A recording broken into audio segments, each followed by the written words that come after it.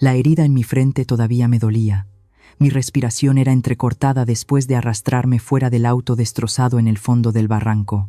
Me tambaleé hasta el patio trasero de la casa de mi hijo, con lágrimas corriendo por mi rostro, pensando que finalmente había encontrado un lugar seguro. Pero, escondida detrás de la bugambilla, escuché la voz fría y cortante de mi nuera chillar por teléfono. ¿Cómo es que sigue Virsidá? ¡Inútiles! Les pagué para que pareciera un accidente. Mi corazón se hizo añicos, más que en el choque. Para colmo de males, cuando salí con mi aspecto andrajoso, mi hijo miró mi herida con asco y frialdad. Mírate, pareces una vieja loca y desaliñada. ¿Otra vez tomaste una sobredosis de tus vitaminas y estás alucinando? La risa burlona de la pareja resonó en el silencioso jardín, destrozando la última pizca de confianza de una madre que había sacrificado toda su vida por su hijo. Soy Amalia, tengo 55 años, y la historia que estoy a punto de contarte es el viaje para descubrir qué sucedió realmente en esa fatídica tarde.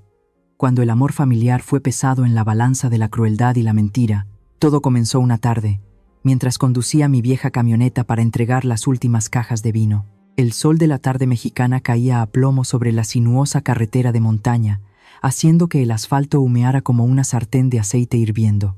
Apreté el volante, tratando de mantenerme concentrada en medio del calor sofocante y el polvo rojo que lo cubría todo. Solo quería llegar a casa rápido, pasar por la mansión de mi hijo Leandro para prepararle una sopa caliente. Pero una imagen en el espejo retrovisor destrozó esa paz. Un pesado camión negro apareció de la nada, pegándose a mi parachoques a una velocidad inusual. Toqué el freno, haciéndole señas para que mantuviera la distancia.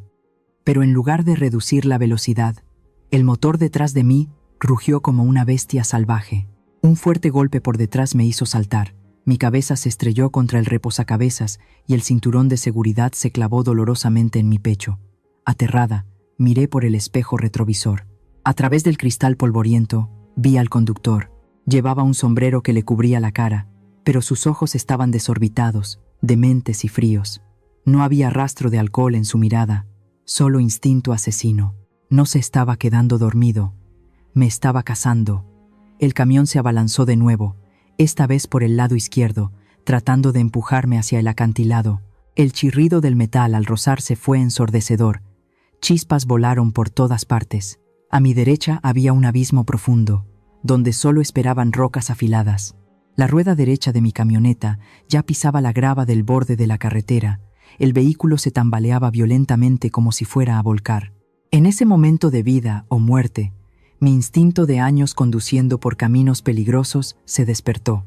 Sabía que no podía competir en fuerza con esa mole de hierro. Justo cuando aceleró para dar el golpe final y lanzarme al precipicio, pisé el freno a fondo y giré bruscamente el volante hacia la izquierda. El camión se deslizó por inercia, perdiendo el impulso y adelantándose. Mi camioneta, fuera de control, giró sobre el asfalto caliente y se estrelló de frente contra los densos matorrales que crecían en el lado interior de la montaña. Se escuchó un estruendo terrible. El airbag se desplegó, golpeándome la cara y dejándome a oscuras. El parabrisas se hizo añicos, cayendo como una lluvia de cristales. Todo se sumió en la oscuridad. El fuerte olor a gasolina me despertó. Con la cabeza dándome vueltas, sentí un hilo de sangre caliente que corría desde mi frente hasta mis ojos, nublando mi visión. Un dolor agudo se extendía por mi viejo cuerpo, pero el miedo era aún mayor. Tenía que salir de allí antes de que el auto se incendiara, o antes de que ese loco volviera. Temblando, me quité el cinturón de seguridad y, con todas mis fuerzas, pateé la puerta abollada del auto. Caí sobre la tierra y las piedras, tratando de reprimir el dolor punzante en mi pierna izquierda para levantarme. El camión había desaparecido, dejando un silencio espeluznante en la solitaria carretera de montaña. A lo lejos, a través del campo de maíz ya cosechado y lleno de rastrojos, vi el techo de tejas rojas de la mansión de Leandro. Era el lugar más cercano, el refugio más seguro. La idea de mi hijo me dio fuerzas en mis piernas agotadas. Cojeé a través del campo, sin importarme las afiladas hojas secas de maíz que me cortaban la piel, ni el polvo que se adhería a mis heridas abiertas. Cada paso era una oración. Solo necesitaba llegar allí. Leandro me ayudaría, Llamaría a la policía. Protegería a su madre. La imagen de mi hijo bondadoso, que siempre necesitaba la protección de su madre, era la única motivación que me impedía derrumbarme en el camino. Cuando llegué a la puerta trasera de la mansión, estaba casi sin fuerzas. Me apoyé en la puerta de hierro, jadeando, con el pecho doliéndome como si fuera a explotar. La bugambilla de un rojo intenso que mi nuera, Paloma, cuidaba con esmero, estaba en plena floración, proyectando una sombra fresca sobre el limpio patio de baldosas. La escena era extrañamente pacífica, en total contraste con el infierno que acababa de vivir. Iba a llamar a mi hijo, pero mis pasos se detuvieron. Al otro lado de la bugambilla estaba Paloma. Mi hermosa y elegante nuera caminaba de un lado a otro, con el teléfono en la mano y una expresión de fastidio. Suspiré aliviada, dispuesta a empujar la puerta y entrar, pero su voz resonó, fría y cruel, helándome la sangre. No era la voz dulce y falsa de todos los días. Era el siseo entre dientes de una bestia salvaje a la que se le había escapado la presa. ¿Cómo es que sigue viva? Inútiles. Les pagué para que pareciera un accidente. El mundo a mi alrededor se derrumbó. Ningún abismo era más profundo que esa frase. Ningún impacto era más doloroso que esta cruda verdad. Mis oídos zumbaban. Mi mano, que se aferraba a los barrotes de hierro, cayó sin fuerzas, temblando incontrolablemente. Retrocedí apresuradamente, escondiéndome detrás del grueso muro de piedra, con el corazón latiéndome tan fuerte que parecía que iba a romperme el pecho. Ese conductor loco no fue una coincidencia. Ese horrible accidente no fue mala suerte, fue un contrato de asesinato. Y quien firmó mi sentencia de muerte fue la mujer que vivía en la casa que yo compré, que gastaba el dinero que yo gané, la esposa de mi hijo. La brisa de la tarde trajo un frío que me caló hasta los huesos, aunque el sol todavía era intenso. Me deslicé por la pared, tapándome la boca para no soltar un sollozo ahogado. Me di cuenta de que no acababa de escapar de la muerte para volver a casa. Acababa de escapar de las garras de la muerte allá afuera, solo para entregarme en la guarida del diablo, en el lugar que yo llamaba familia. La oscuridad fue engullendo lentamente el jardín, pero yo seguía acurrucada detrás del frío muro de piedra, sin atreverme a moverme. El intenso aroma de la bugambilla sobre mi cabeza, un aroma que antes elogiaba por su delicadeza, ahora me revolvía el estómago. En ese silencio aterrador, mientras el dolor físico se adormecía temporalmente por el shock emocional, mis recuerdos volvieron en tropel. No llegaron en orden, sino de forma caótica, desordenada como fragmentos de una vieja película rota, uniéndose para formar una imagen cruel que durante mucho tiempo había elegido ignorar. Recordé el día en que Leandro trajo a Paloma a casa para presentarla. Fue un día de sol inusualmente hermoso, en medio de la temporada de lluvias. Paloma bajó del auto, radiante y elegante, muy diferente a las chicas de este polvoriento pueblo de agaves. Era muy hábil, con palabras dulces y gestos amables, siempre sirviendo el té, preguntando por mi salud. Pero había algo en su mirada que me inquietaba. Cuando Leandro, emocionado, señaló los campos de agave azul que se extendían hasta las montañas, los ojos de Paloma no brillaron con admiración por la naturaleza, sino que se entrecerraron, escudriñando y calculando. Su mirada era aguda, examinando cada uno de los viejos muebles de roble de la casa, como si estuviera tasando una mercancía en lugar de admirar su futuro hogar. Su boda se celebró con gran pompa en la iglesia del pueblo. Leandro, mi hijo, estaba radiante de felicidad con su traje de novio.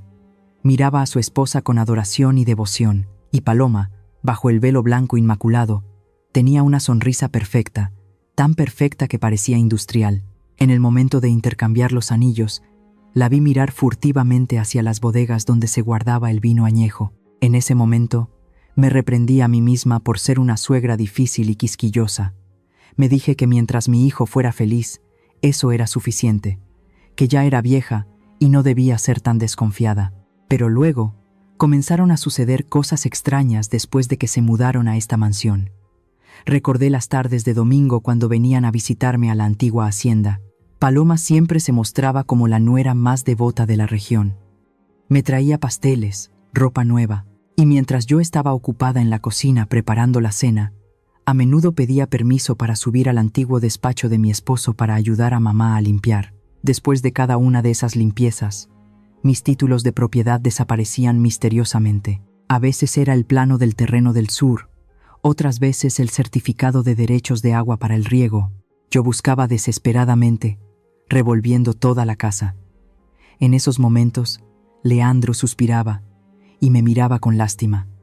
«Mamá, otra vez lo dejaste en cualquier parte. Ya estás vieja. Es normal que tu memoria falle», le creí a mi hijo. Creí que realmente me estaba volviendo senil. Empecé a tener miedo de mi propia memoria. Tenía miedo de convertirme en una carga, de olvidar el rostro de mi difunto esposo, y entonces aparecieron las pastillas azules. Fue un regalo que Paloma trajo de un viaje a la ciudad. Me tomó la mano con ternura. Su voz era dulce como la miel. «Mamá, he notado que últimamente olvidas mucho las cosas y te cuesta dormir.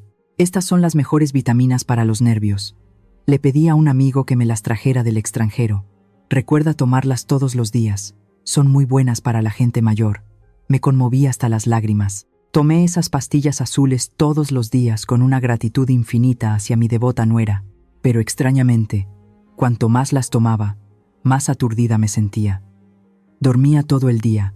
Mis extremidades estaban tan débiles que no quería levantarlas, y mi memoria empeoraba cada vez más. Había días en que me sentaba en el porche mirando los campos de agave sin recordar si ya los había regado o no. Me volví ingenua, lenta y completamente dependiente de mi hijo y su esposa. Cada vez que me quejaba del cansancio, Paloma me acariciaba el hombro y susurraba: «Es solo un signo de la vejez. Mamá, tú descansa. Nosotros nos encargaremos de todo en la hacienda». Y así, poco a poco, fui cediendo el control de la hacienda. Firmé los poderes que Leandro me traía, a veces sin siquiera leerlos bien porque mi vista estaba borrosa y mi mente aturdida por las pastillas. Pensé que le estaba dando el poder a mi hijo para que se hiciera cargo de la familia. No tenía idea de que estaba firmando mi propia sentencia de despojo. Ahora, sentada en la oscuridad, cuando la última pieza del rompecabezas, la cruel frase «¿Cómo es que sigue viva?», encajó en su lugar. La imagen completa se reveló con una claridad dolorosa. No había tal senilidad. Ninguna enfermedad de la vejez llega tan rápida y devastadoramente. Todo era una farsa. Las desapariciones de los documentos eran para que ellos conocieran los límites de las tierras y los aspectos legales. Esas pastillas azules no eran vitaminas, sino un veneno para adormecer mi razón, para convertirme en una anciana despistada y fácil de manipular. La devoción de Paloma durante todo este tiempo no era más que una fachada brillante para ocultar su malvado plan de apoderarse de la hacienda de agaves, el trabajo de toda la vida de mi esposo y mío. Dios mío, qué ingenua fui. Usé el amor de una madre para justificar todas sus acciones sospechosas. Me engañé a mí misma para mantener la llamada paz familiar. Tenía miedo de ofender a mi nuera, miedo de poner a mi hijo en una situación incómoda, así que elegí callar y tragarme mis sospechas. Me apoyé en el frío muro de piedra, respiré hondo, tratando de contener el dolor que me desgarraba el pecho y mis piernas agotadas. Si Dios me había salvado del abismo, no tenía por qué morir consumida en esta oscuridad. Con mi aspecto andrajoso, como un fantasma que acababa de salir del infierno, con la ropa rota y manchada de barro y una costra de sangre seca en la frente, salí de detrás de la bugambilla. El taconeo de Paloma sobre las baldosas cesó de repente, se dio la vuelta. En el momento en que nuestras miradas se encontraron, el tiempo pareció detenerse. Vi cómo sus pupilas se dilataban al máximo. Su rostro perfectamente maquillado se puso pálido como el papel, sin una gota de sangre. Me miró fijamente, como si estuviera viendo a un muerto viviente. El brazo que sostenía el teléfono cayó a su costado. El moderno teléfono se estrelló contra las duras baldosas. Se escuchó un sonido agudo. La pantalla se hizo añicos, al igual que la falsedad que envolvía esta casa. Paloma balbuceó. Sus labios temblorosos no podían articular palabra. «Mamá, usted». Justo en ese momento, la gran puerta de cristal del salón se abrió de par en par. Leandro, mi hijo, salió corriendo al escuchar el fuerte ruido. Vio a su esposa petrificada y luego se volvió para verme a mí. Su rostro cambió de color. Corrió aterrorizado a sostenerme al ver a su madre en un estado tan lamentable. «Mamá, Dios mío, ¿qué te pasó? Sangre. Estás sangrando mucho». gritó Leandro, con la voz quebrada por el miedo. Me rodeó los hombros con el brazo. Su mano temblorosa tocó la herida de mi frente. Aparté su mano, sin darle tiempo a preguntar nada más. Con todas mis fuerzas, señalé con mi dedo lleno de polvo a Paloma, que seguía allí de pie como una estatua. Pregúntale a tu esposa. Pregúntale por qué tu madre está así. Mi voz era ronca pero firme, resonando en el silencioso jardín. Leandro se volvió desconcertado para mirar a su esposa. Paloma retrocedió un paso, apretando con fuerza el dobladillo de su vestido de seda. Miré directamente a los ojos de mi nuera y grité. Lo escuché todo. Contrataste a alguien para que me matara. Ese camión loco, ese conductor, todo fue planeado por ti. ¿Qué acabas de decir por teléfono? ¿Cómo es que sigue viva, verdad? Querías que muriera para que pareciera un accidente, para quedarte con toda la hacienda. La cruda verdad revelada congeló el aire. Leandro estaba atónito. Dejó caer los brazos, mirando a su esposa con una expresión de total confusión. Paloma, tú. ¿De qué está hablando mamá? Paloma, después del pánico inicial, rápidamente recuperó la compostura. Sus ojos astutos miraron a su alrededor.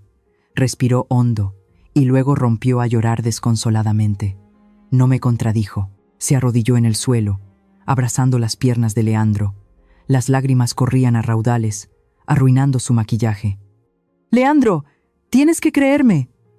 «Mamá, mamá está teniendo otra de sus crisis», gritó Paloma desesperadamente. «Me estás acusando injustamente. Estaba llamando para regañar a la empleada porque dejó escapar a Pepe, el perro». Le dije, «¿Cómo dejaste que se escapara? Te pago para que lo cuides». Estaba hablando del perro. ¿Cómo podría hacerle daño a mamá? Levantó sus ojos llorosos hacia su esposo, con la voz entrecortada. «Tú sabes que mamá me odia. Siempre pensó que me casé contigo por dinero. Ahora que tuvo un accidente, está en shock y me está culpando. Yo la quiero mucho. ¿Cómo puede acusarme tan injustamente?» Su actuación fue demasiado perfecta. Cada sollozo, cada lágrima, irradiaba una inocencia abrumadora. Me quedé sin palabras. La ira que había estallado momentos antes se enfrió de repente, reemplazada por una náusea que me subía por la garganta. Me volví hacia mi hijo, esperando que se diera cuenta de la descarada mentira. Soy su madre.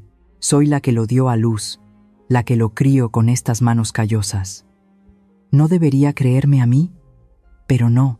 Leandro miró a su esposa llorando a sus pies, y luego me miró a mí, su anciana madre con la ropa rota y una herida en la cabeza. Su mirada vaciló. En sus ojos no vi confianza, ni indignación hacia la culpable. Solo vi lástima, y lo que fue más doloroso, vi duda. Suspiró, ayudó a Paloma a levantarse, y luego se volvió hacia mí, con una voz suave como si estuviera consolando a un niño travieso. «Mamá, tal vez te golpeaste muy fuerte y estás alucinando. O tal vez, ¿olvidaste tomar tus vitaminas para los nervios?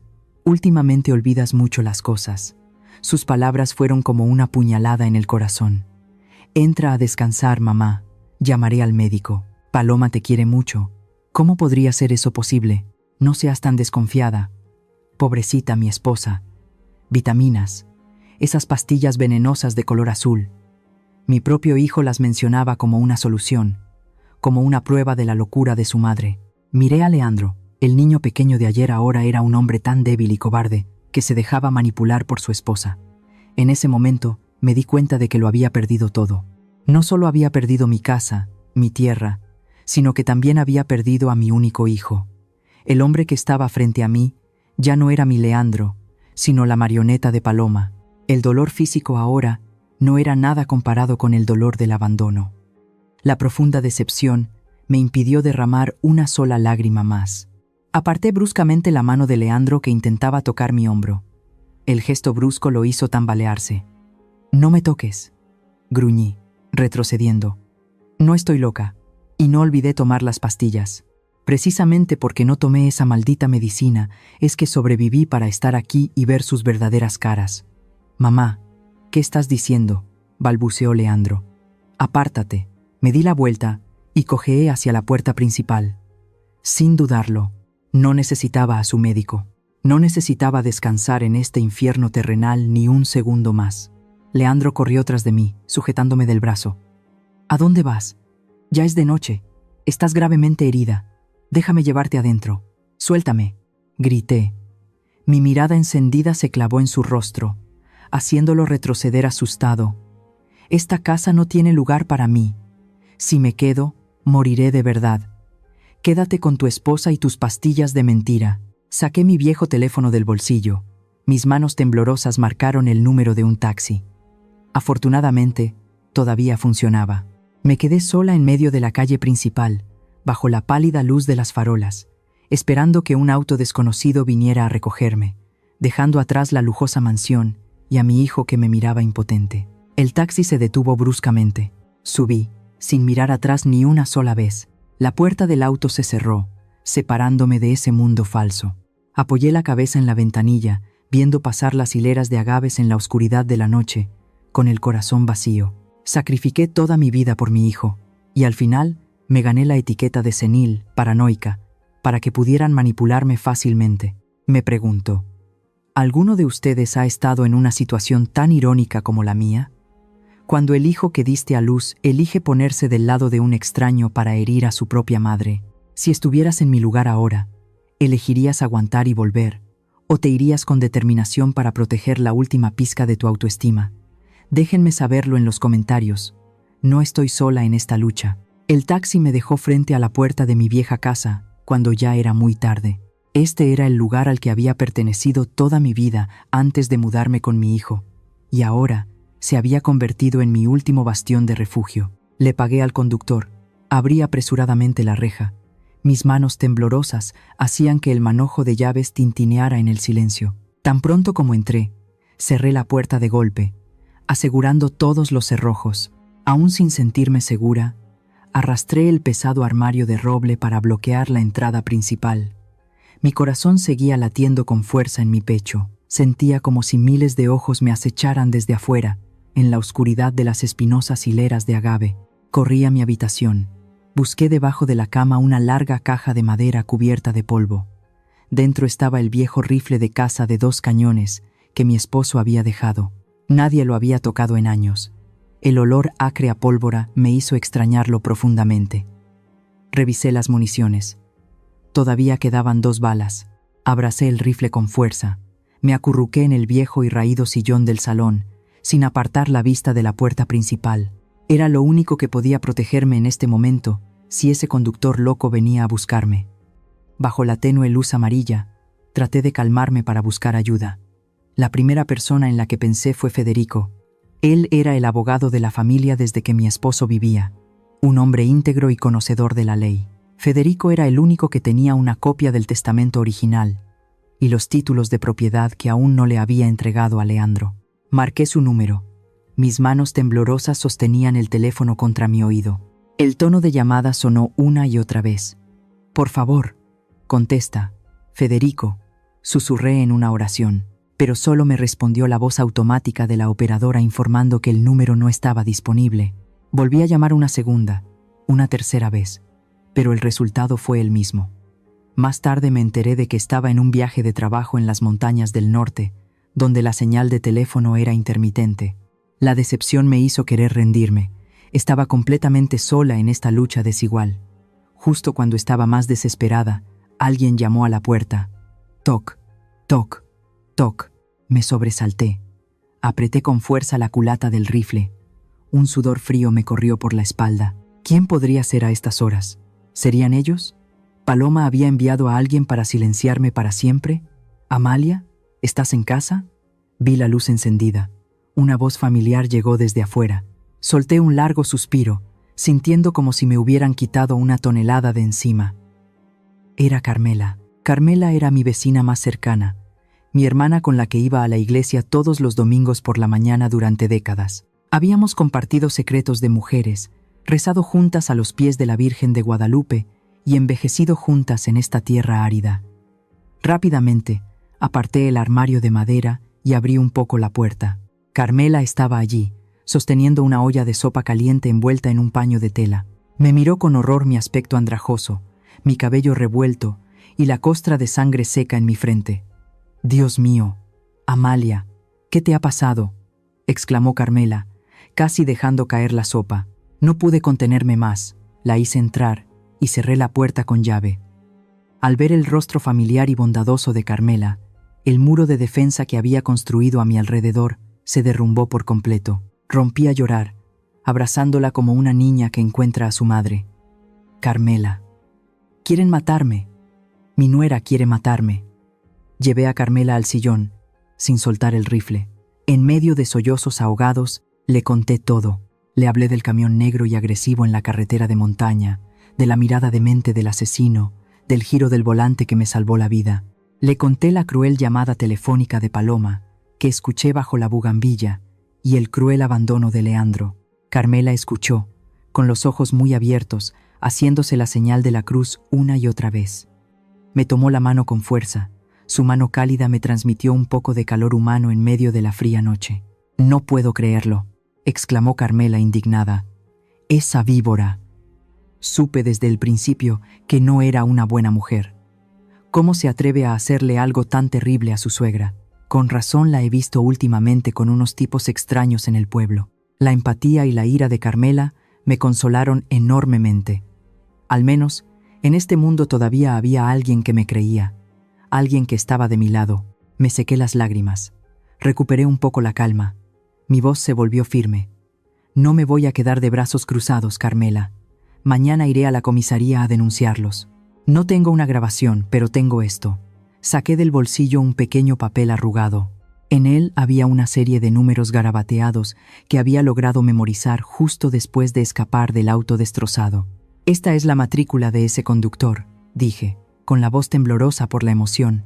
Cuando me estaba acorralando, vi la matrícula en el espejo retrovisor. Aunque intentó ensuciarla, todavía recuerdo claramente los últimos 3 números. La policía solo necesita buscar los camiones de la zona y lo encontrarán. Carmela tomó el papel.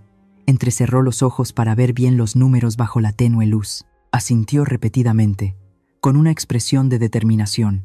«Así es. Esta es la prueba más importante. Eres muy valiente, Amalia. Recordar la matrícula en esa situación».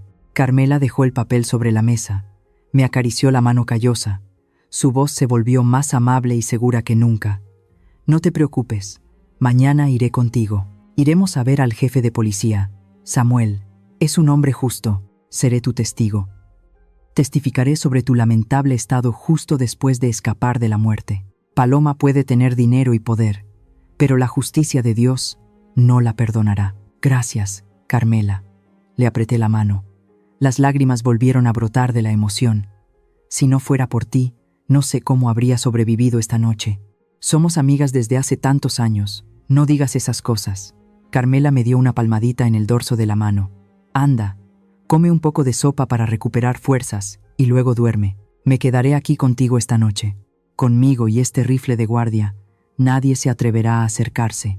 Esa noche, comí la sopa caliente de Carmela con profunda gratitud. Por primera vez después de tantas horas de terror, sentí un poco de paz. Miré a Carmela tejiendo en el sofá, agradeciendo en silencio a Dios por haberme enviado un ángel guardián.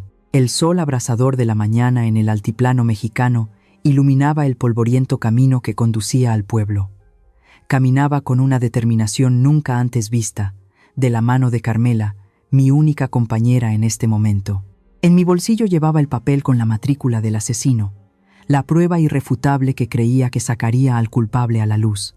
Respiré hondo el aire seco y caliente, diciéndome que en cuanto cruzara la puerta de la comisaría, esta pesadilla terminaría. Se haría justicia. Pero me equivocaba. La verdadera pesadilla apenas comenzaba. Justo cuando pusimos un pie en los escalones de la comisaría, antes de que pudiéramos empujar la puerta, una sirena ensordecedora sonó detrás de nosotros, rompiendo la tranquilidad de la mañana. Me di la vuelta sobresaltada. Una ambulancia blanca y otra patrulla de policía se acercaron a toda velocidad, bloqueándonos el paso. El chirrido de los neumáticos sobre el asfalto fue espeluznante. Las puertas de los vehículos se abrieron de golpe. Un hombre con una bata blanca bajó, acompañado de 2 agentes con rostros impasibles. No venían a arrestar a un criminal, venían por mí. El hombre de la bata blanca, que se presentó como un psiquiatra del tribunal de la ciudad, se paró frente a mí. Se ajustó las gafas y me miró con una compasión profesional, esa mirada reservada para los locos. «Señora Amalia, dijo, con una voz monótona pero afilada como un bisturí. «Tenemos una orden judicial para una evaluación psiquiátrica de emergencia para usted». «¿Qué?». Me quedé atónita, sintiendo que el suelo se hundía bajo mis pies.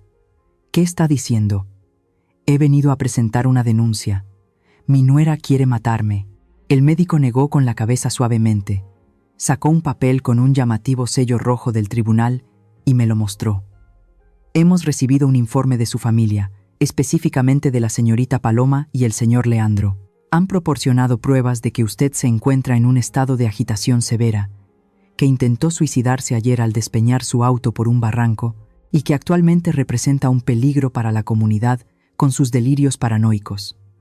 «Mentira», grité, temblando de rabia. «No intenté suicidarme. Ese conductor me sacó de la carretera.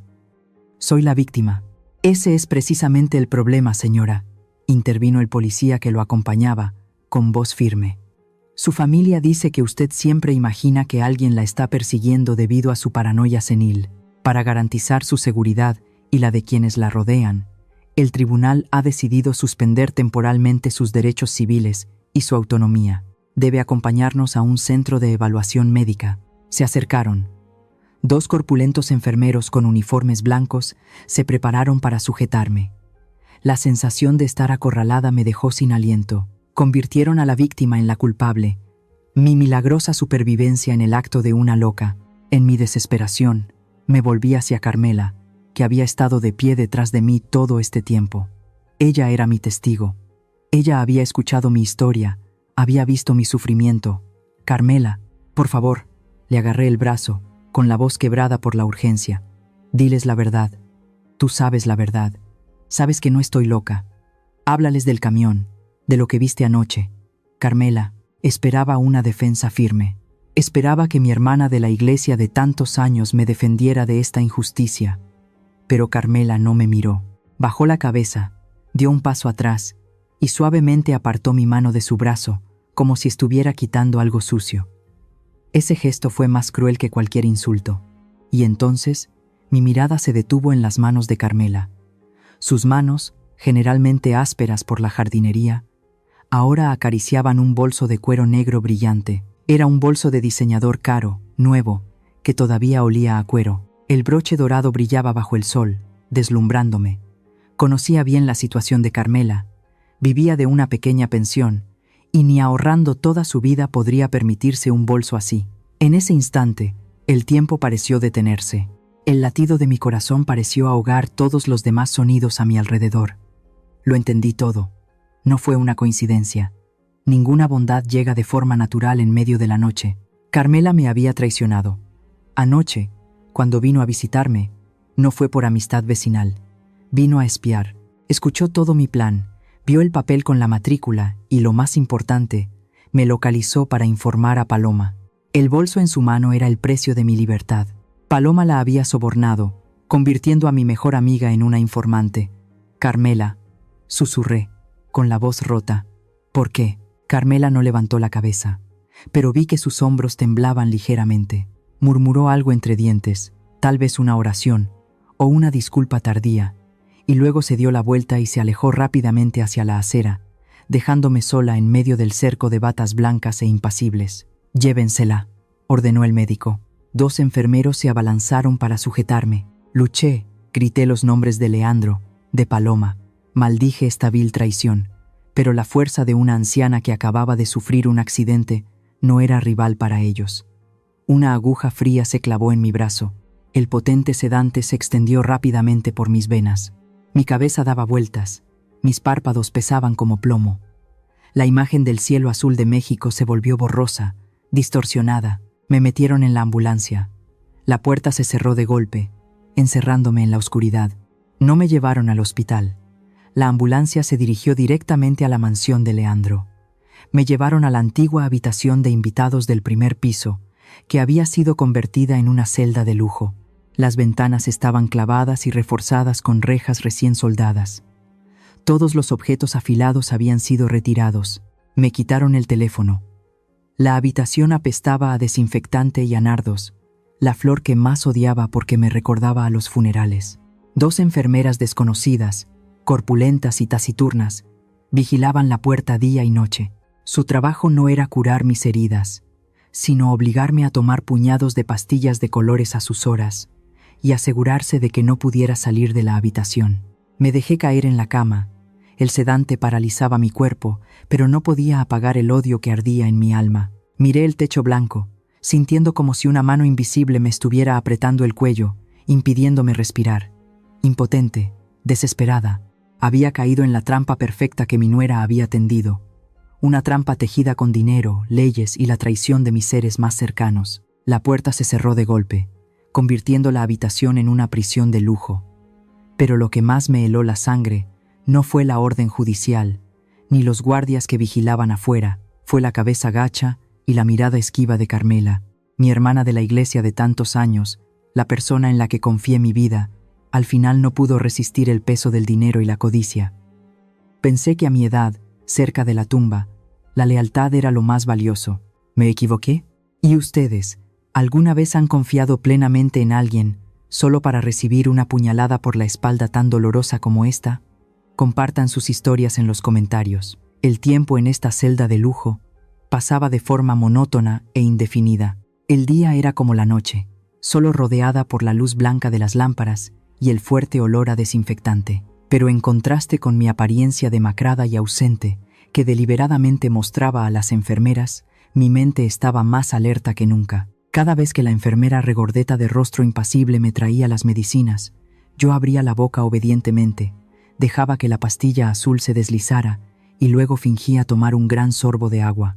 Pero en cuanto se daba la vuelta, escupía la pastilla a escondidas, la envolvía en un pañuelo o la enterraba profundamente en la tierra de la maceta de cactus que había en un rincón. Pobre planta, tan resistente por naturaleza, ahora comenzaba a marchitarse, amarillenta por absorber el veneno en mi lugar. Al verla, comprendí aún más la crueldad que mi nuera me estaba mostrando. Interpreté muy bien el papel de una anciana senil. Me sentaba inmóvil durante horas en el sillón, con la mirada perdida en el vacío, murmurando frases sin sentido. Esta actuación hizo que la vigilancia de los guardias se relajara gradualmente, y lo más importante, me permitió observar todo. Noté que Paloma ya no tenía el aire de triunfo y arrogancia del primer día que me encerró aquí. Últimamente, cada vez que pasaba a ver cómo me estaba muriendo lentamente, su rostro mostraba una tensión evidente. La gruesa capa de maquillaje no podía ocultar las ojeras bajo sus ojos. A menudo regañaba a las enfermeras sin motivo, y con frecuencia la oía gritar por teléfono en el pasillo sobre dinero, sobre enormes sumas que el banco le estaba exigiendo. Parece que quedarse con mi fortuna no era tan fácil y sencillo como ella pensaba. Una noche, llovió a cántaros. Las lluvias torrenciales típicas del altiplano mexicano caían con fuerza. Los truenos retumbaban como si quisieran rasgar la noche, sacudiendo incluso los sólidos marcos de las ventanas. Las enfermeras de guardia, confiadas en que la tormenta y mi estado sedado me mantendrían tranquila, bajaron a la cocina a tomar café caliente. Estaba acostada, inquieta, escuchando la lluvia azotar los muros de piedra, cuando de repente oí un ruido extraño. Clac, chirrido. Era el sonido del viejo pestillo de la ventana siendo forzado desde afuera. Contuve la respiración. Permanecí inmóvil. Mi mano se deslizó bajo la almohada y agarró con fuerza el crucifijo de plata, la única arma que me quedaba. La ventana se abrió un poco. Una figura oscura y empapada entró, trayendo consigo el frío y un fuerte olor a barro. La figura temblaba, cerró la ventana a trompicones y luego se arrodilló en el suelo mojado. Cuando un relámpago iluminó el rostro del intruso, casi grité. Era Carmela, la mujer que me había traicionado, la que había cambiado décadas de amistad por un bolso de diseñador. Ahora estaba arrodillada frente a mí, en un estado lamentable. Su cabello estaba pegado a su cabeza por la lluvia, su ropa manchada de barro, y su rostro estaba pálido de miedo. Al verme sentada en la cama, con los ojos bien abiertos y completamente despierta, no sedada, Carmela se sobresaltó y luego rompió a llorar. Se arrastró hasta mi cama, juntando las manos en oración como si se estuviera confesando ante una imagen de la Virgen. Amalia, perdóname, por favor. Perdona a esta mujer despreciable, sollozó Carmela, su voz ahogada por el ruido de la lluvia. Miré a mi antigua amiga, sin sentir la más mínima compasión, solo una fría satisfacción. No dije nada. Solo la observé en silencio, esperando la siguiente escena de su drama. Carmela, entre lágrimas, confesó todo en un estado de pánico total. Admitió su cobardía. Tal como yo había sospechado, Paloma la había sobornado, pero lo que Carmela no esperaba era la naturaleza de usar y tirar de mi querida nuera. Me engañó, Amalia. Carmela apretó los dientes. Las lágrimas mezcladas con la lluvia corrían por sus mejillas. Me prometió una gran suma de dinero para reparar mi techo, y el bolso era solo un adelanto. Pero después de que te llevaron, fui a buscarla para pedirle el dinero, y me dio la espalda. Carmela contó que Paloma no solo no le pagó, sino que también ordenó a sus guardaespaldas que la echaran como a un perro sarnoso. Se rió en su cara, diciéndole que era cómplice, una calumniadora, y que si se atrevía a decir una sola palabra de la verdad, la metería en la cárcel junto con Amalia. Incluso, Paloma la amenazó con hacerle daño a su nieto que estudiaba en la ciudad. Tengo mucho miedo, Amalia. No me atrevo a ir a la policía por miedo a sus represalias. Mi conciencia me está matando. No he podido dormir en días. Cada vez que cierro los ojos, veo tu mirada de ese día. Sé que me equivoqué. Fui codiciosa. Fui estúpida. Al escuchar las confesiones de Carmela, esbocé una sonrisa amarga. El karma llega rápido. Paloma, esa víbora, no respeta a nadie. Si la familia no significaba nada para ella, mucho menos una vecina codiciosa. La traición de Carmela fue castigada por la misma persona a la que sirvió de rodillas. Miré a Carmela temblando en el suelo. El desprecio me invadió. Quería echarla de inmediato. Quería gritarle que se fuera, que no ensuciara más esta habitación. Vete, dije, con voz fría y ronca. No quiero volver a verte. Que Dios te perdone, porque yo no lo haré. Carmela, aterrorizada, se abalanzó y agarró el borde de mi manta. No, no me eches, Amalia. Sé que me odias, pero he venido a salvarte. Yo tengo algo para ti. Fruncí el ceño, a punto de quitarle la manta, pero las siguientes palabras de Carmela me detuvieron. Tengo pruebas para meter a Paloma en la cárcel. Entrecerré los ojos. ¿Pruebas? Carmela se secó las lágrimas apresuradamente, su voz temblorosa pero llena de seguridad. Conozco la naturaleza traicionera de Paloma, así que tomé mis precauciones. Yo guardé algo que puede acabar con ella. Mientras hablaba, sacó temblando de su ropa mojada algo envuelto cuidadosamente en varias capas de plástico. Miré fijamente el objeto y luego a los ojos suplicantes de Carmela. En esos ojos vi un arrepentimiento genuino, pero aún mayor era el miedo y el odio hacia Paloma. El enemigo de mi enemigo puede ser mi amigo. En esta situación desesperada, completamente aislada del mundo exterior, no podía permitirme el lujo de elegir un aliado intachable. Necesitaba un cuchillo, aunque ese cuchillo ya me hubiera apuñalado una vez. Respiré hondo, reprimiendo el asco. Dejé a un lado mi orgullo y mi ego.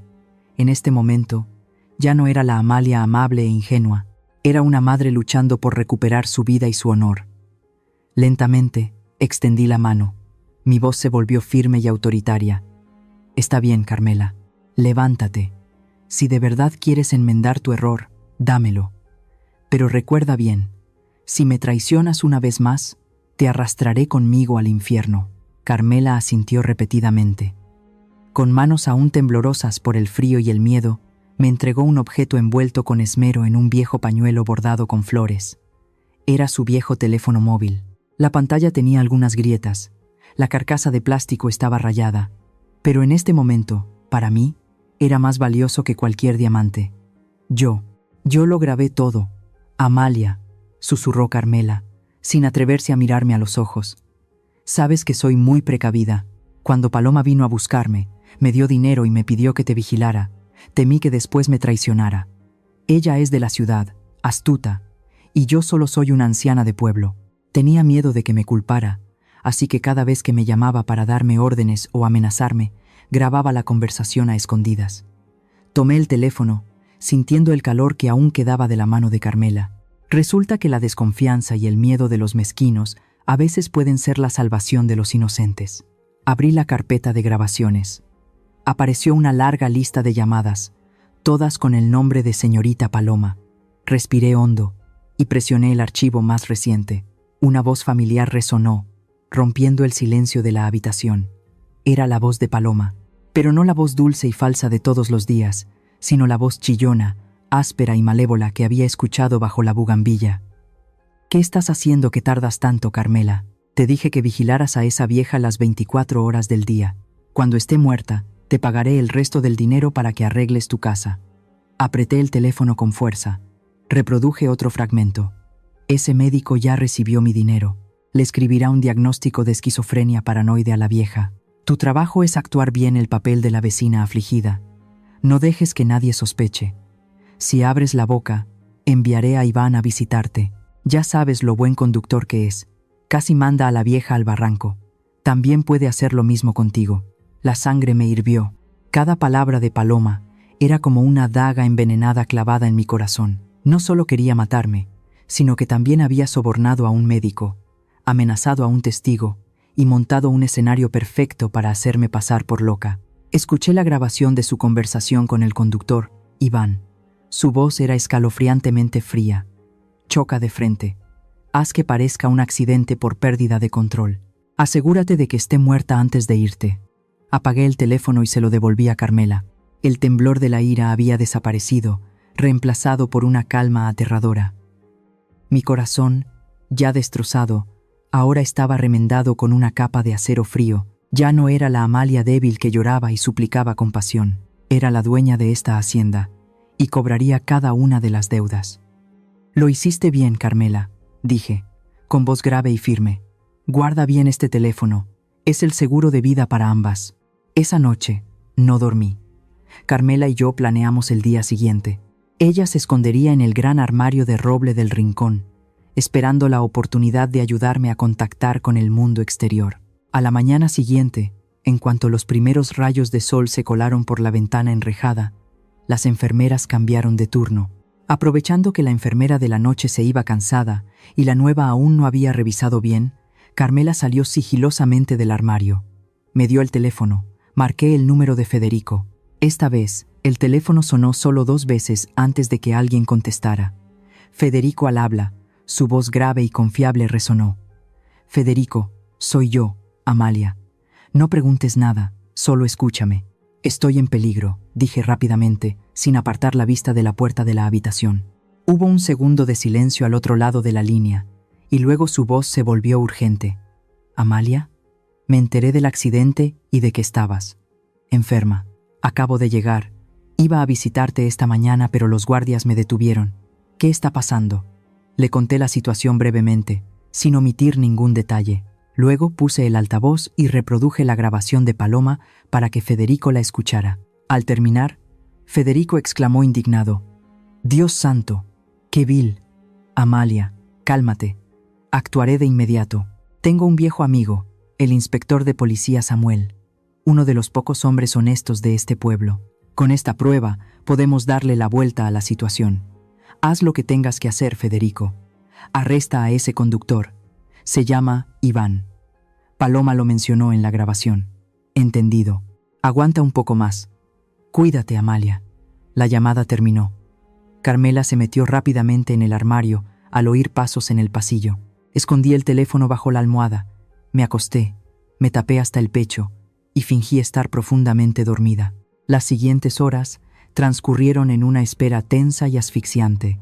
Me quedé quieta, contando los latidos de mi corazón, cada tic-tac del reloj de la pared. Afuera, la vida continuaba, pero yo sabía que Federico y el inspector Samuel estaban desatando una tormenta silenciosa. Al mediodía, cuando la enfermera entró con la bandeja de la comida, el teléfono bajo mi almohada vibró suavemente. Esperé a que se fuera y luego me atreví a sacarlo. Era un mensaje de voz de Federico. Me pegué el teléfono al oído. El corazón me latía con fuerza. «Amalia, buenas noticias». La voz de Federico sonó, con un toque de emoción. El inspector Samuel y su equipo actuaron muy rápido. Con la grabación y el número de teléfono de Paloma, localizaron al conductor Iván. Se estaba escondiendo en una pensión miserable en las afueras, preparándose para huir a otro estado. Contuve la respiración y seguí escuchando. Cuando la policía irrumpió, estaba drogado y completamente sorprendido. Samuel le hizo escuchar la grabación de la voz de Paloma. Se dio cuenta de que su jefa lo había traicionado que lo habían usado como un peón, y se derrumbó por completo. Ante la promesa del inspector de ser indulgente si cooperaba, Iván lo confesó todo. Admitió que Paloma fue la autora intelectual, que lo contrató para fingir el accidente. Incluso reveló el lugar donde recibió el dinero y los mensajes de texto con las instrucciones de ella. Las lágrimas brotaron de mis ojos, pero esta vez eran lágrimas de alivio. Finalmente, la verdad salía a la luz. El nombre de Iván, el hombre de los ojos dementes que me había atormentado en mis pesadillas, ahora era la llave de mi libertad. Federico continuó. Samuel tenía pruebas suficientes para solicitar una orden de arresto de emergencia para Paloma, pero lo detuve. Quiero que hagamos algo más grande, Amalia. Necesitamos desenmascararla frente a todos, para que no pueda negarlo, para que no pueda usar su dinero para silenciar a los medios. Sonreí, una sonrisa fría pero llena de satisfacción. Federico me entendía. No solo quería que arrestaran a Paloma, quería que mi honor fuera restaurado en el mismo lugar donde fue pisoteado. Le envié un breve mensaje a Federico. Prepárense, estoy lista para la función final. Guardé el teléfono, me senté y me acerqué a la ventana. Afuera, la lluvia había cesado. Los rayos de sol volvían a brillar sobre el jardín, evaporando los charcos. La bugambilla roja se mecía con el viento, tan hermosa y altiva, pero esta vez ya no sentía miedo al mirarla, porque sabía que el final de quienes se escondían bajo la sombra de la bugambilla estaba muy cerca. La alegre música de mariachi y el tintineo de las copas resonaban desde el gran salón, atravesando el grueso suelo de madera y llegando hasta mi celda de lujo. Hoy, Paloma daba una fiesta, no una reunión íntima, sino una gran celebración para anunciar la tutela de mis bienes y el proyecto de venta de la hacienda de Agaves a una corporación inmobiliaria extranjera. Me paré frente al espejo, ajustándome el vestido. Ya no era la anciana senil con un pijama andrajoso. Ahora llevaba un vestido de terciopelo negro bordado con hilo de oro, el traje de ceremonia más elegante de una matriarca de una antigua familia de productores de agave. Me recogí el pelo canoso en un moño alto y orgulloso, adornándolo con el broche de ébano que mi esposo me regaló en nuestro aniversario de bodas. Mis ojos en el espejo ya no estaban inyectados de sangre por el miedo, sino tranquilos y profundos como un lago antes de la tormenta. El teléfono de Carmela vibró en mi bolsillo. Un mensaje de Federico. Ya estamos en la puerta. Baje, señora. Respiré hondo y abrí la puerta de la habitación. Los guardias que vigilaban habían sido reducidos por los hombres de Federico. Caminé, lenta pero firmemente, por el largo pasillo, hacia la gran escalera que conducía al salón de fiestas. Abajo, en el gran salón, la luz de los candelabros de cristal iluminaba los costosos trajes y los brillantes vestidos de noche. Los invitados eran todos importantes socios comerciales, funcionarios del pueblo que Paloma se había esmerado en invitar para presenciar esta transferencia de poder legal. En el escenario, lujosamente decorado con miles de nardos, estaba Paloma, radiante y triunfante. A su lado, Leandro, mi hijo, tenía la cabeza gacha. Sostenía una copa de vino con manos temblorosas. Parecía pequeño y patético, como una sombra junto al deslumbrante resplandor de su esposa. Paloma levantó su copa de vino tinto. Su voz, entrecortada por la emoción, resonó a través del micrófono. Damas y caballeros, hoy es un día agridulce para nuestra familia. Mi suegra, la respetable señora Amalia, debido a su avanzada edad y a una cruel enfermedad mental, ya no está en condiciones de administrar esta hacienda. Aunque nos duele mucho, mi esposo y yo nos vemos obligados a tomar las riendas.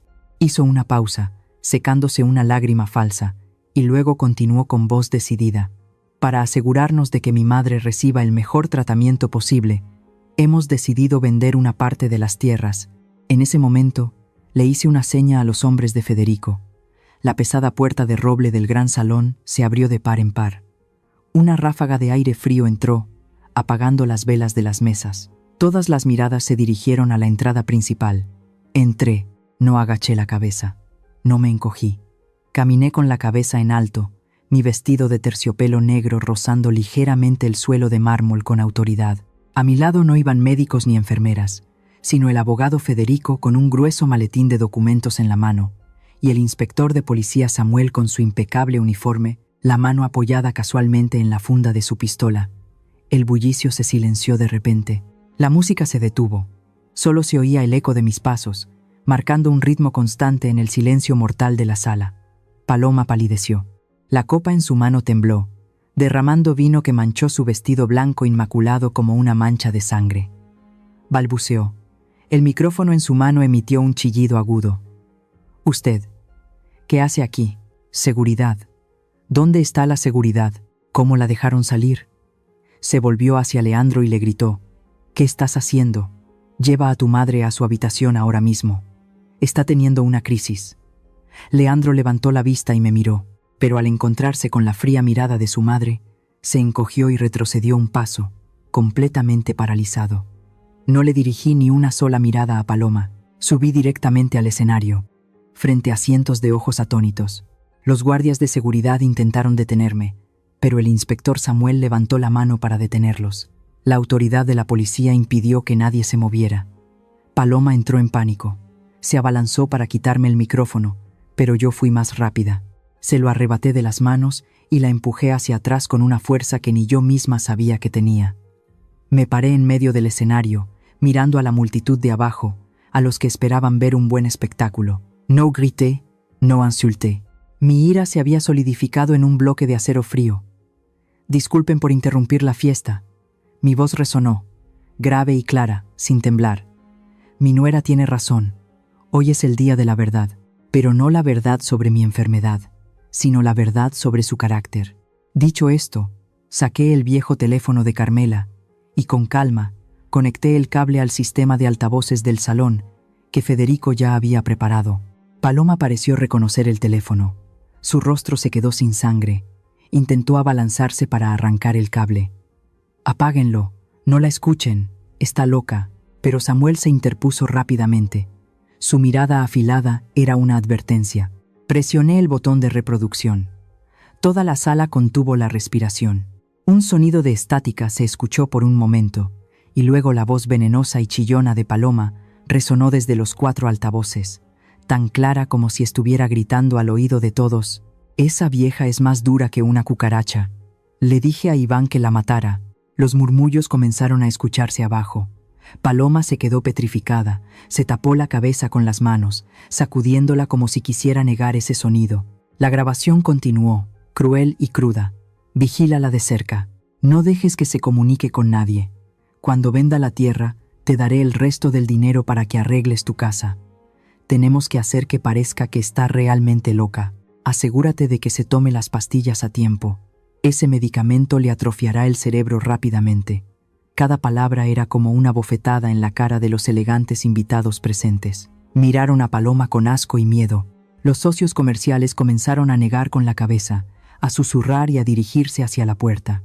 Paloma se derrumbó en el suelo del escenario, sin rastro del orgullo de una anfitriona. La máscara de devoción y moralidad que tanto se había esforzado por mantener, se había hecho añicos, revelando a un demonio codicioso y cruel. Apagué la grabación. Desconecté el cable. La sala se sumió en un pesado silencio. Miré a Paloma temblando a mis pies, y luego a Leandro, que estaba de pie como una estatua, con el rostro desencajado. No sentí satisfacción, solo sentí un inmenso vacío. El precio de esta verdad era demasiado alto, pero al menos, aquí mismo, bajo las luces brillantes, el honor de mi familia y mi inocencia habían sido limpiados. La grabación terminó, dejando un silencio mortal que se apoderó de todo el lujoso salón. Los elegantes invitados, los socios comerciales con sus costosos trajes, todos estaban atónitos. Luego, como un enjambre de abejas alborotado, comenzaron los susurros y los comentarios, cada vez más fuertes. Las miradas que antes admiraban y envidiaban a Paloma ahora se tornaron en desprecio y horror, como si vieran una plaga. Leandro estaba allí, petrificado, su rostro pálido como el de un muerto. Sus manos temblaban tanto que no pudo sostener la copa de vino que tenía. Se escuchó un golpe seco. La copa de cristal cayó al suelo de mármol y se hizo añicos. El vino tinto oscuro se derramó, manchando la alfombra blanca inmaculada como una mancha de sangre fresca. Se volvió para mirar a su esposa, la mujer hermosa y elegante que una vez adoró, por la que se había enfrentado al mundo entero. Ahora se revelaba como un monstruo codicioso bajo las luces del escenario. En los ojos muy abiertos de Leandro Vi el colapso de una fe ciega. Paloma ya no pudo mantener su falsa compostura. Al ver las miradas de desprecio dirigidas hacia ella, soltó un grito agudo y salvaje. Se abalanzó sobre mí, con las uñas afiladas extendidas para arrebatarme el micrófono, sus ojos inyectados de odio. «Cállate, vieja desgraciada. Apaga esa cosa ahora mismo». Pero antes de que pudiera tocar mi ropa, el inspector Samuel y otros 2 policías se abalanzaron sobre ella. Las manos firmes de la justicia la inmovilizaron rápidamente, torciéndole los brazos a la espalda. Se escuchó un clic frío. Las esposas brillantes aseguraron las muñecas de Paloma en el escenario, ante la mirada de cientos de personas. Luchó, gritó, maldijo. Su elegante vestido de noche estaba desaliñado, su maquillaje corrido por las lágrimas y el sudor. La imagen de la nuera devota y elegante había desaparecido por completo. Solo quedaba una criminal enloquecida por la desesperación. «Llévensela», ordenó el inspector Samuel con firmeza. Mientras la policía se llevaba a Paloma a través de las mesas, ella se volvió para mirar a Leandro, gritando pidiendo ayuda. «Leandro, haz algo, sálvame. Soy tu esposa. ¿Qué haces ahí parado? Cobarde». Los gritos de Paloma se fueron apagando hasta desaparecer tras la gran puerta, dejando a Leandro solo en el desolado escenario. La multitud comenzó a dispersarse. Todos querían abandonar esa escandalosa fiesta lo antes posible. En ese momento, Leandro pareció despertar de su estupor. Miró a su alrededor y vio a su madre de pie, silenciosa y majestuosa con su vestido de terciopelo negro. Sus piernas cedieron. No caminó, sino que se arrastró hasta mis pies, cayendo de rodillas en el charco de vino tinto derramado. Leandro se aferró al dobladillo de mi vestido, sollozando, el llanto de un niño perdido que acaba de encontrar a su madre, pero también el llanto de un cobarde que acaba de darse cuenta de un error irreparable. «Mamá, mamá», balbuceó Leandro. Las lágrimas empapaban mi falda. «Lo siento. De verdad no sabía nada. Ella me engañó. Dijo que estabas enferma, que todo lo que hacía era por tu bien. Te juro por Dios que no sabía que quería matarte. Perdóname, mamá. Miré a mi único hijo, el hijo que había llevado en mi vientre, por el que había derramado cada gota de sudor en los espinosos campos de agave para criarlo y convertirlo en un hombre. Ahora, al verlo arrodillado a mis pies, tan humillado y débil, mi corazón se encogió. Debería haberme sentido satisfecha. Debería haberme sentido consolada al ver a mi hijo volver a pedir perdón. Pero no. En ese momento solo sentía una inmensa tristeza. No me agaché para ayudarlo a levantarse como siempre. No le sequé las lágrimas como solía hacer cuando era niño. Me quedé quieta, dejándolo aferrarse a mis piernas, con la mirada perdida en la distancia, donde la gran puerta se había cerrado. «Leandro», dije, con voz grave pero clara, sin temblor alguno, «dices que no sabías nada. Dices que eres inocente». Leandro levantó la vista. Sus ojos enrojecidos me miraron llenos de esperanza. «Sí, mamá, soy inocente. Todo fue culpa de Paloma». Negué con la cabeza. Una sonrisa amarga se dibujó en mis labios. «No, hijo mío, no eres inocente». Mis palabras dejaron a Leandro atónito. «Tu debilidad fue la mayor cómplice de esta tragedia». Lo miré directamente a los ojos. Con la mirada severa de una madre que educa a su hijo por última vez, elegiste hacer oídos sordos a mis gritos de auxilio. Elegiste cerrar los ojos ante las señales de alarma. Dejaste que tu esposa me despojara de mi humanidad solo porque querías una vida tranquila y falsa. Si me hubieras creído una sola vez, si hubieras tenido el criterio de un hombre de familia, tu esposa no habría caído tan bajo en el pecado». Leandro bajó la cabeza. Sus hombros temblaban violentamente. Cada una de mis palabras era como sal en la herida abierta de su corazón. «No te culpo por no saber. Te culpo por no haber querido saber. Vendiste tu alma por la comodidad, y el precio que pagas es el día de hoy». Dicho esto, aparté la mano de Leandro de mi vestido. Ese gesto firme fue como cortar el cordón umbilical invisible que nos había unido durante tantos años. Mi protección ciega había creado a un hombre débil, y ahora era el momento de que él asumiera la responsabilidad de su propia vida. «Mamá, ¿a dónde vas?», gritó Leandro asustado al verme dar la vuelta y marcharme. «Voy a recuperar mi vida, la vida que abandoné por ti». Bajé del escenario, crucé el salón vacío, dejando atrás las brillantes pero frías luces de los candelabros, dejando a mi hijo arrodillado en medio de las ruinas de la fiesta. Mis zapatos resonaban rítmicamente sobre el suelo de piedra, un eco de soledad pero también de orgullo. La gran puerta se abrió, el aire fresco de la noche entró. Salí, llenando mis pulmones con el olor a tierra, a plantas y a libertad. El dolor seguía ahí, sordo y punzante, pero sabía que toda herida sana con el tiempo. Había perdido a un buen hijo, pero me había encontrado a mí misma, la Amalia fuerte de esta tierra de agaves. Las campanas de la iglesia del pueblo resonaban, graves y melodiosas, desvaneciéndose lentamente en el aire puro del atardecer del altiplano. Me senté en mi mecedora familiar en el porche, sintiendo el calor de los últimos rayos de sol que caían como miel sobre mis hombros. Frente a mí, los campos de agave azul se extendían hasta el horizonte. Sus hojas afiladas como espadas se erguían orgullosas bajo el cielo rojizo. Ha pasado un año desde que la tormenta emocional arrasó mi vida, y ahora, todo ha vuelto a su calma natural. Después de la fiesta de la verdad de aquel año, con la ayuda inestimable del abogado Federico y las pruebas irrefutables del inspector Samuel, recuperé oficialmente el control total de mis bienes y de la hacienda de agaves de la familia. Paloma recibió la sentencia que merecía por sus crímenes. Los días en que usaba el dinero y la mentira para manipular a los demás terminaron tras las rejas. Cuando se la llevaron, no sentí alegría, solo alivio porque la oscuridad realmente había desaparecido de aquella bugambilla roja. No usé esa fortuna solo para vivir para mí. Fundé una fundación de asistencia legal llamada Verdad de Plata, un lugar que ofrece asesoramiento y protege los derechos de los ancianos que han sido estafados o abandonados por sus propios familiares. No quiero que nadie más experimente la sensación de impotencia y asfixia en su propio hogar como yo lo hice. Unos pasos suaves resonaron en el suelo de madera, trayendo consigo el aroma de una taza de té de hierbas caliente. «Aquí tiene su té, señora Amalia». Tomé la taza de manos de Carmela. Ella estaba allí, silenciosa y humilde con su impecable uniforme de ama de llaves. Nuestra relación ahora es puramente profesional. No puedo olvidar la puñalada por la espalda que me dio, pero tampoco puedo negar que su desconfianza me salvó la vida. La dejé trabajar en la casa, no por la vieja amistad que ya murió, sino porque quería darle la oportunidad de saldar su deuda de conciencia a través de un servicio dedicado.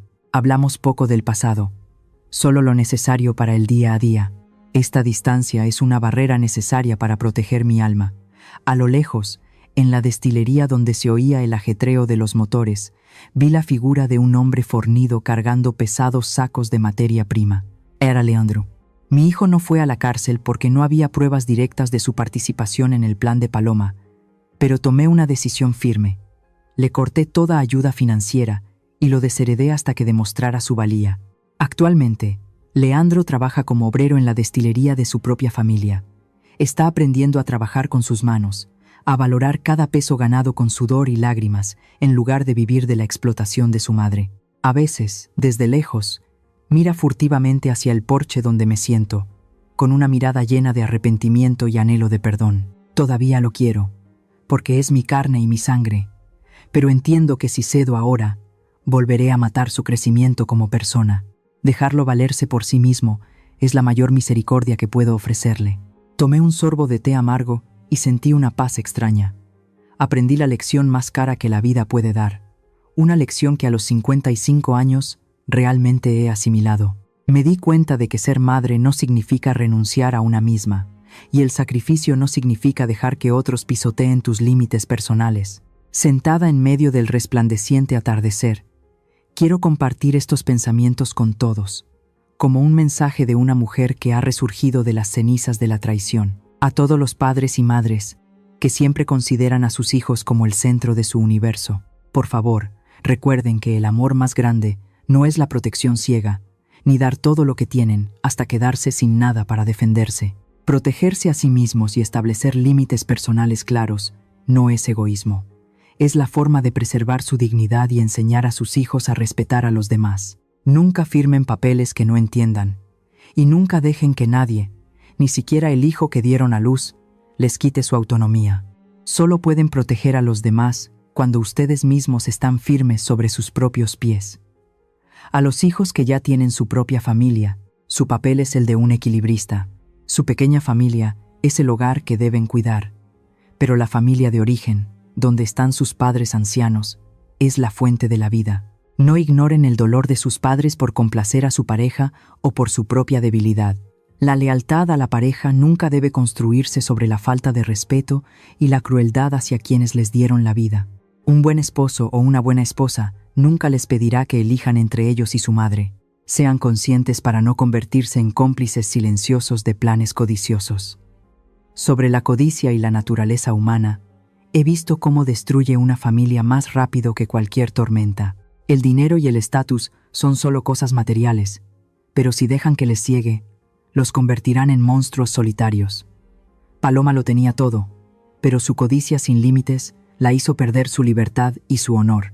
El egoísmo puede traer victorias a corto plazo, pero dejará un páramo emocional que ninguna cantidad de dinero puede compensar. Y finalmente, para aquellos que están a punto de entrar o ya están en una relación familiar, constrúyanla sobre la base de la sinceridad y el respeto, no sobre el aprovechamiento o el cálculo de beneficios.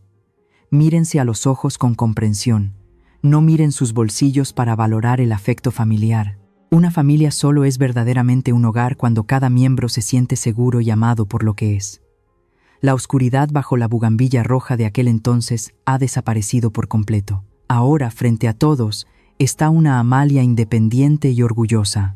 Ya no temo los susurros, ni las pastillas venenosas, ni los planes malvados. Vivo mis años dorados bajo el sol, donde soy dueña de mi propia vida, en medio de los campos de agave azul y el sonido pacífico de las campanas de la iglesia. Creo que por muy cruelmente que la vida te arroje al abismo, mientras no te rindas, la luz de la justicia y la autoestima te guiarán de regreso. Ámate lo suficiente para que nadie pueda volver a herirte. No estoy sola, y tú tampoco. La historia que acabas de escuchar ha sido modificada en los nombres de los personajes y lugares para proteger la identidad de los involucrados. Compartimos esta historia no para juzgar a nadie, sino con la esperanza de que en algún lugar alguien se detenga a reflexionar. ¿Cuántas madres están sufriendo en silencio en sus propios hogares? Honestamente, me pregunto, si estuvieras en mi situación, ¿qué harías? ¿Callarías para mantener la paz o alzarías la voz y lucharías por recuperar tu voz? Me encantaría conocer tu opinión sobre esta historia en mi canal o cualquier sugerencia que nos ayude a mejorar nuestro contenido. Dios siempre bendice a los valientes y realmente creo que el coraje nos llevará a días mejores. En este momento, dejaré las 2 historias más populares del canal en la pantalla final. Creo que te sorprenderán. Gracias por quedarte conmigo hasta este momento. Si esta historia te ha llegado al corazón, por favor, dale me gusta, suscríbete al canal y activa la campana de notificaciones para no perderte lo que está por venir.